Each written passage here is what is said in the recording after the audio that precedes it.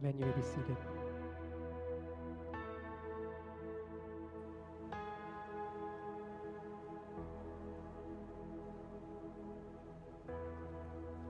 Throughout our life, each of us will have encounters with greatness. We see greatness in God's creation like the mountain peaks reaching to the sky or the ocean wrapping around us in endless view. Maybe we read great books or watch great movies. We meet great people. We face great obstacles. Sometimes, oh sometimes, we even feel like we get the opportunity to accomplish great things. The internet allows us to keep up to date on the greatest our world has to offer. There is something inside of us as humans that is drawn to greatness, but we risk setting the bar of true greatness too low. There is one who truly is the greatest. May we see him in his glory. For all this world has to offer, Jesus is greater.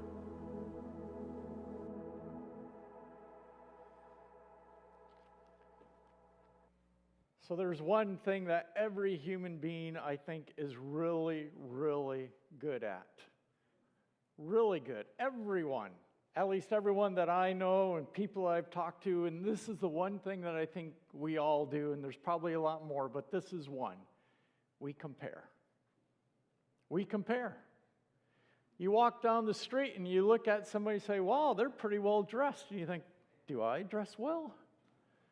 What do they think of me going down the street? Or we look at what our neighbor has and we say, well, you know, we want to keep up with the Joneses or something like that. And we look and say, wow, they've got their act together. On the outside, it looks that way. If we could just be like that family. And we compare. I've had people say to me, wow, they prayed so well. If I could just pray like that, as if our prayer to God isn't good enough. It needs to be different. We compare.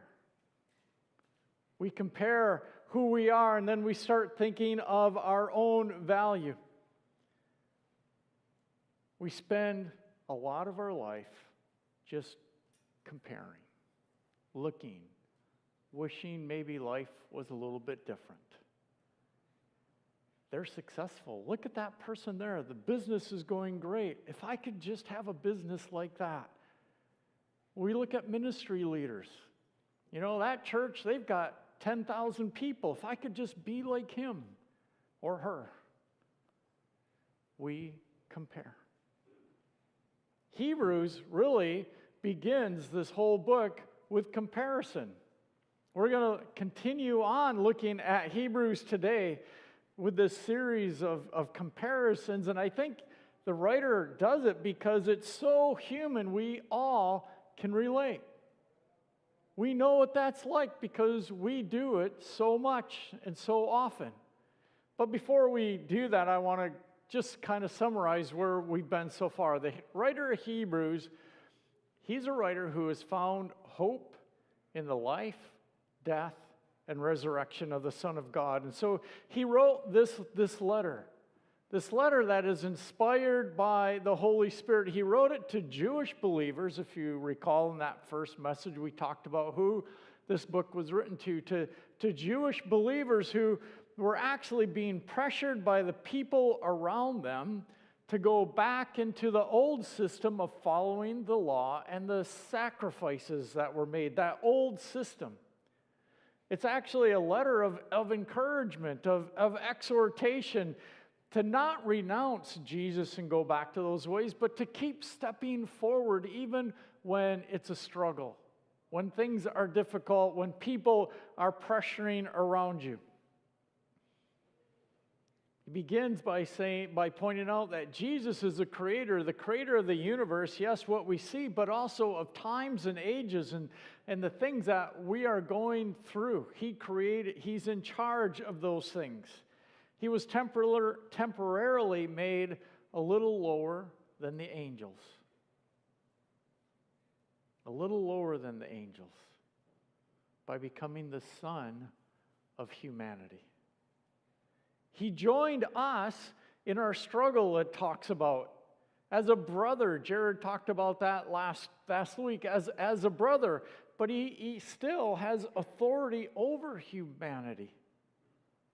He was tempted. Because he was tempted, he shares in the struggles. He knows our struggles. He knows the struggle that we have with flesh and blood, and then he died, not just for some. I believe he died for everyone. For everyone. Breaking the power of death, and therefore breaking the power that the devil has over death, because he is the one who has power over death. And because he did all of that, we are free. We can be free from that power of death. We do not need to fear death, even though it's something we don't really understand. We can trust him who has power over death. As a full son of humanity and the full son of God, he became a high priest, our high priest, advocating for us, for his brothers and sisters. He is the mediator between God and man. Chapter 2 of Hebrews says that after making purification for our sins through his death, he ascended to heaven and he sat at the right hand of God. It also says this, that we as followers of Jesus,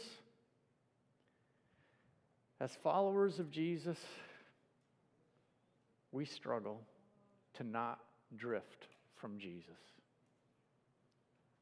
to not drift away. He sees the fact that Jesus is there to give us comfort, because he is in control, to give us comfort that we can keep moving forward, knowing that nothing is outside of the Son's control, because he is the creator of the universe, time, everything. He is creator of all of that. And so we can trust him. It means that whatever happens in our lives, or even in this world, I just want to point out today, even in Ukraine, God is there. God is there. He knows, and we can trust him because he cares and he loves. He joined humanity in pain and struggle, but he has proven faithful and stands with us against the temptation and against sin. See, the comparison is that Jesus is greater. He's greater than the angels, who are really just God's messengers. He's greater than those angels. Those celestial beings that the Israelites thought so highly of, in people in our world, we think highly of them too. But Jesus is greater, but his greatness doesn't stop there. He is the author of the great salvation.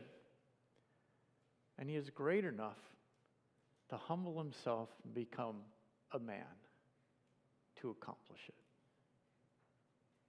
So let's turn to Hebrews chapter 2. I want to read from verses 14 through chapter 3, verse 6. And I want to start with verse 14 of chapter 2 to just kind of remind us where we finished off last week. It says, since the children have flesh and blood, he too shared in their humanity, so that by his death he might break the power of him who holds the power of death, that is the devil, and free those who all their lives were held in slavery by their fear of death. For surely as not angels he helps, but Abraham's descendants. For this reason he had to be made like them, fully human in every way, in order that he might become a merciful and faithful high priest in service to God, that he might make atonement for the sins of the people, because he himself suffered when he was tempted. He is able to help those who are being tempted. Therefore, holy brothers and sisters who share in the heavenly calling, fix your thoughts on Jesus, whom you acknowledged as our apostle and high priest. He was faithful to the one who appointed him, just as Moses was faithful in all God's house. Jesus has been found worthy of greater honor than Moses, just as the builder of the house has greater honor than the house itself. For every house is built by someone, but God is the builder of everything. Moses was faithful as a servant in all God's house, bearing witness to what would be spoken by God in the future, but Christ is faithful as the Son over God's house. And we are his house, if indeed we hold firmly to our confidence and hope in which we glory.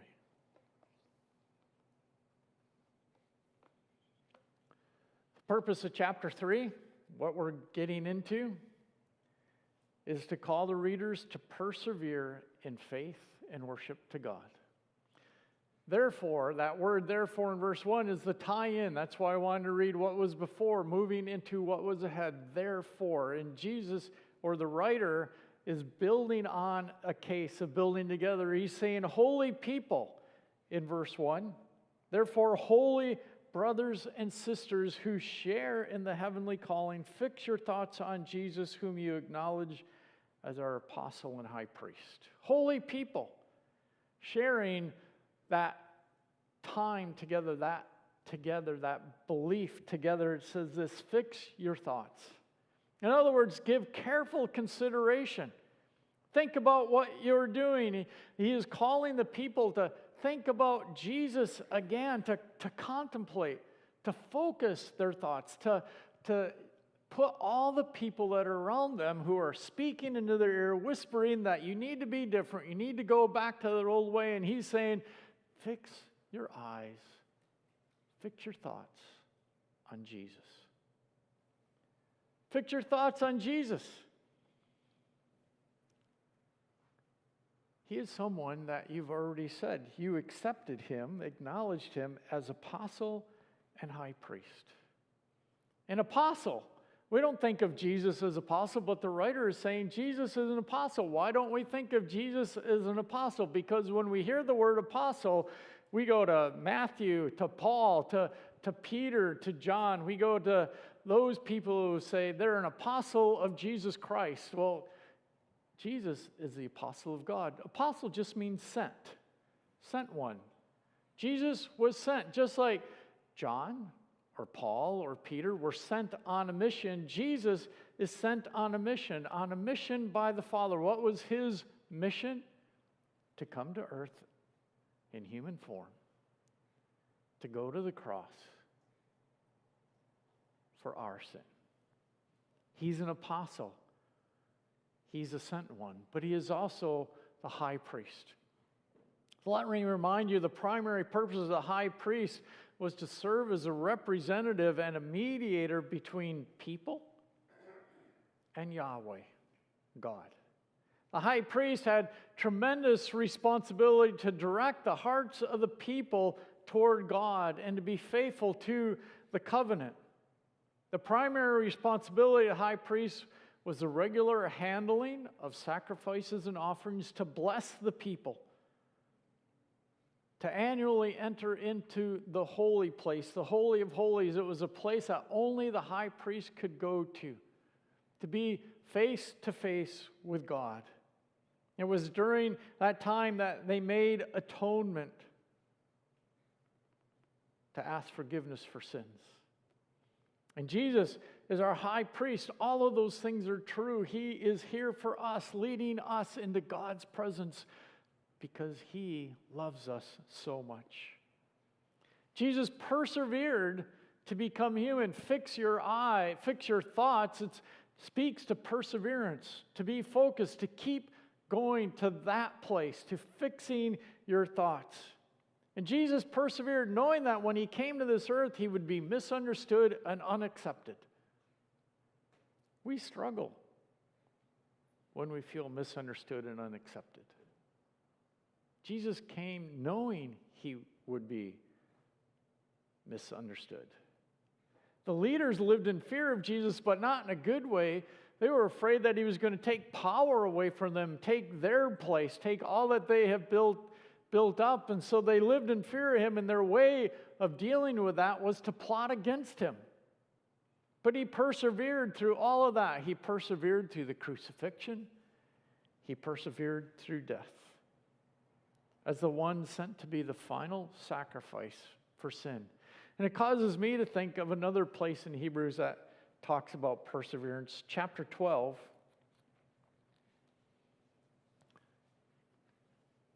The end of verse 1. And let us run with perseverance the race marked out for us, fixing our eyes on Jesus, the pioneer and perfecter of faith.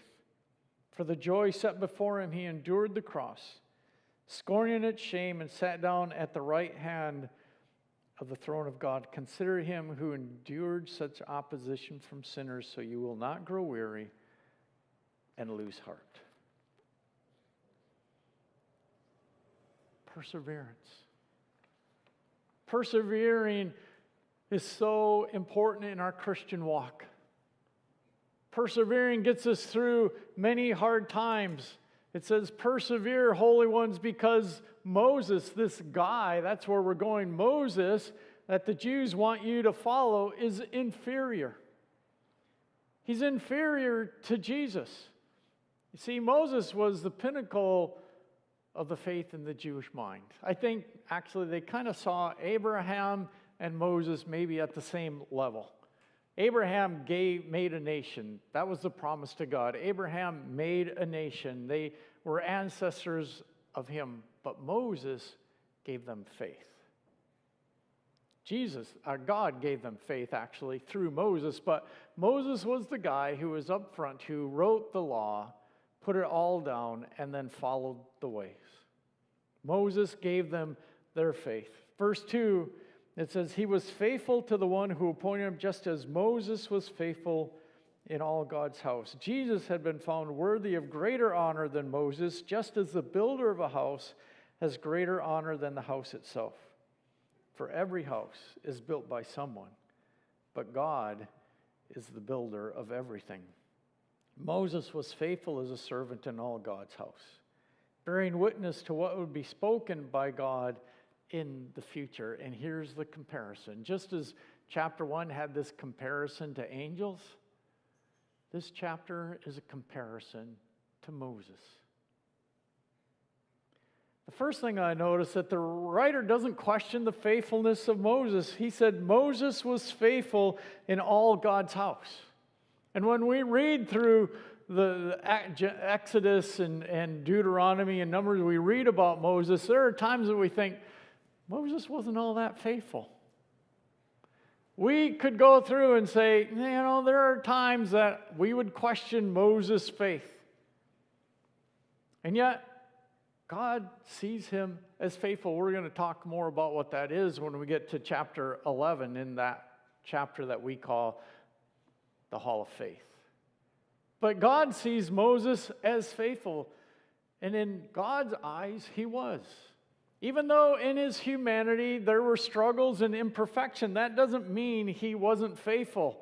And so it really looks and says this is a strong comparison, that even the one that God sees as faithful doesn't even compare to the faithfulness of Jesus.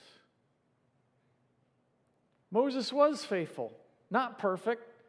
Just like we can be faithful and not perfect, and we need to give space for people to make mistakes and have forgiveness and all the other things. God sees David as faithful, and yet we know David plotted a murder. And yet he was an incredible man of God. Jesus was faithful to the Father as a son. Moses was a faithful participant in the house.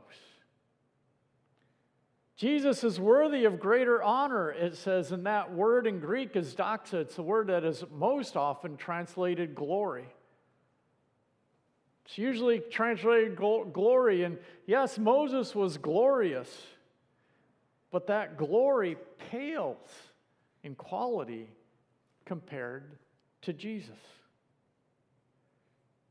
Jesus has been found of greater glory than Moses. Greater glory. Why? Well, there's a lot of reasons. But where was he found? Because in the house it says that not just as the builder of a house has greater honor than the house itself.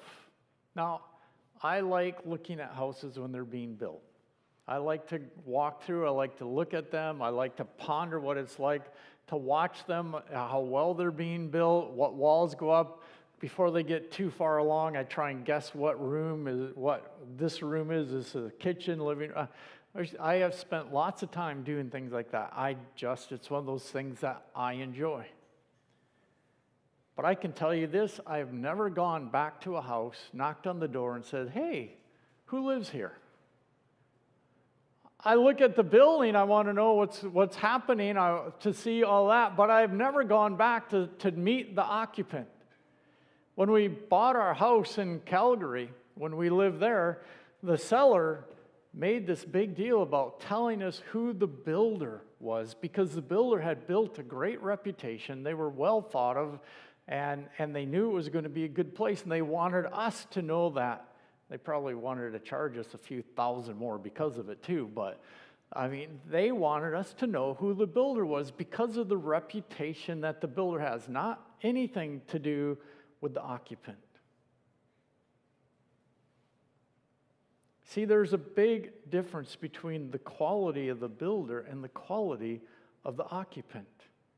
The builder of this house, the house that we're a part of actually, is Jesus. Jesus is the Son. He's saying here, compared to Moses, who's Moses? Moses is an honored servant. Now this idea honored here is Moses isn't just another servant. There's this idea within that word that he has an elevated place. He's pretty special in the house. But he's still just a servant, not a son. He doesn't compare to the son. He doesn't have everything that the son has. He is an honored servant, but he's not the son. It's the son who built the house.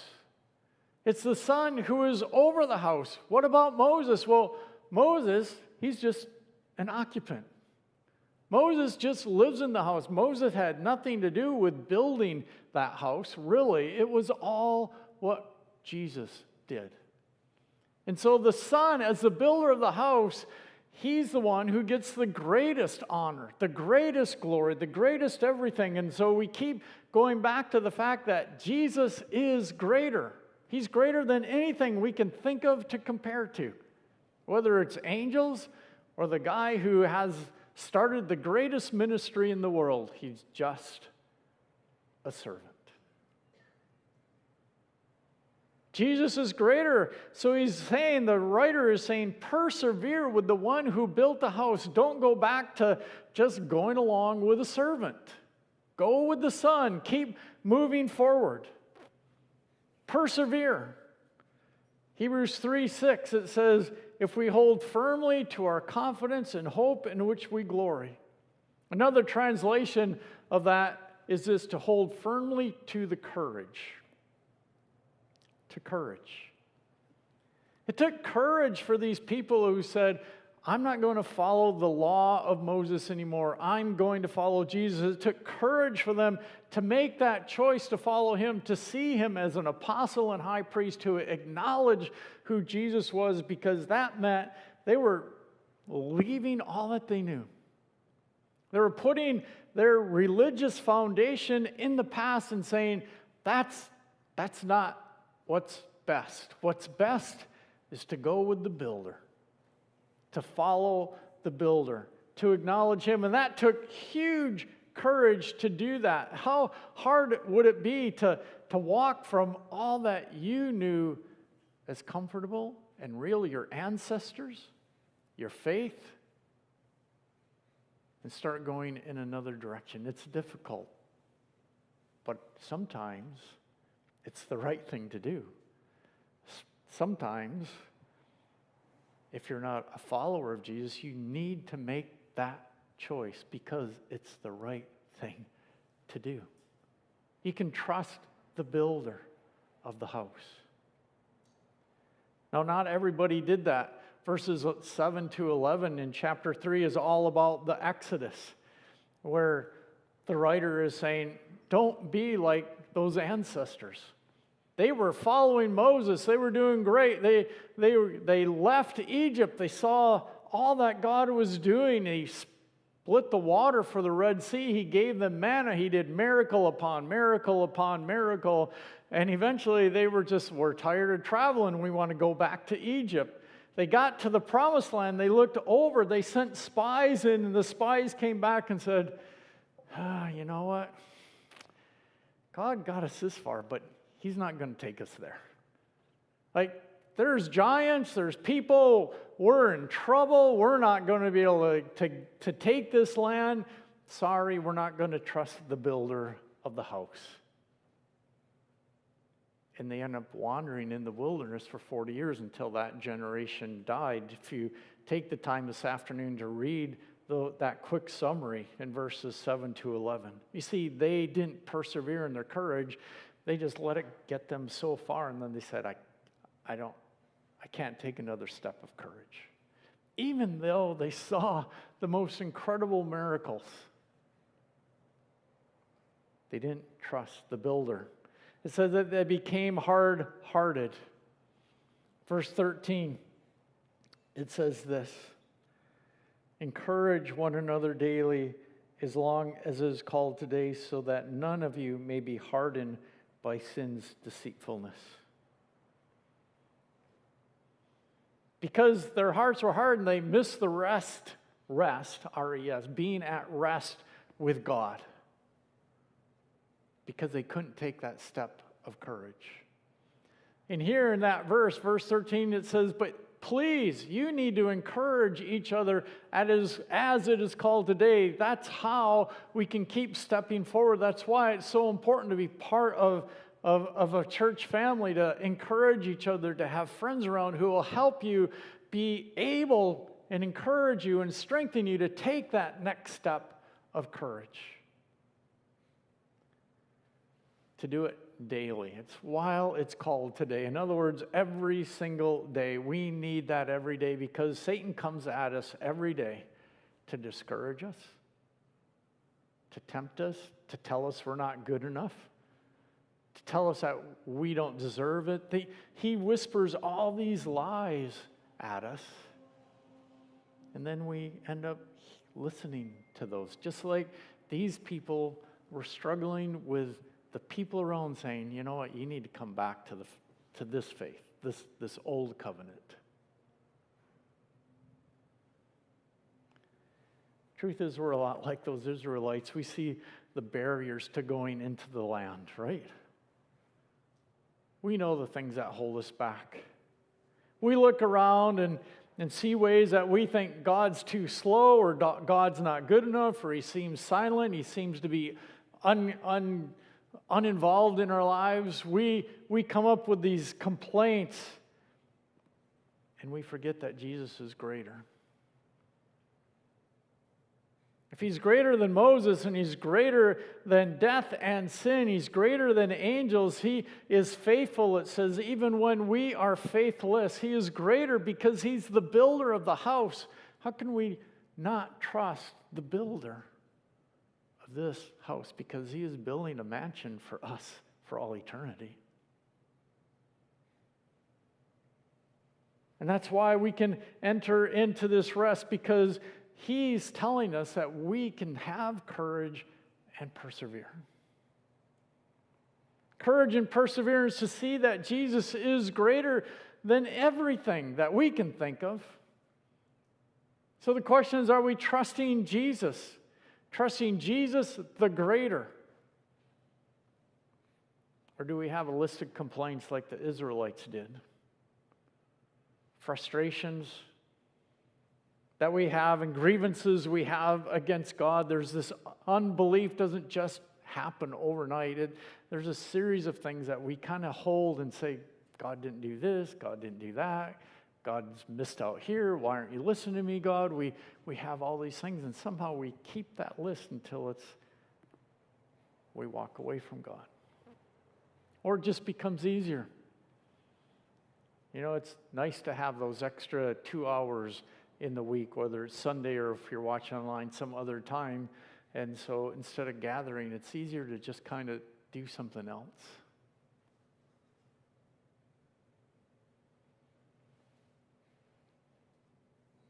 The prayer request. that didn't get answered the way you thought it should. A relationship that's been lost, the death of a loved one that cared so much and it hurts so deeply. And those bitterness and complaints can eventually turn to unbelief. To not see Jesus as greater, to see that, wow, this foundation must be flawed because it's not what I want it to look like.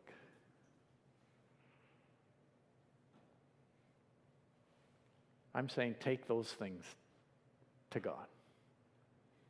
Give them to God. Talk about them. Be open with God because He cares. He knows this house is going to stand strong, whether you take an axe to it or not.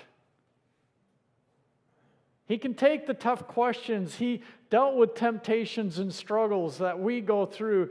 Jesus went through disappointment. He went through temptation, betrayal, anger, suffering, all the things that we go through. Jesus went through so that we can trust Him. He relates to us. And when we give all those things to Him, He can give us peace. Because Jesus truly is greater than all you can do.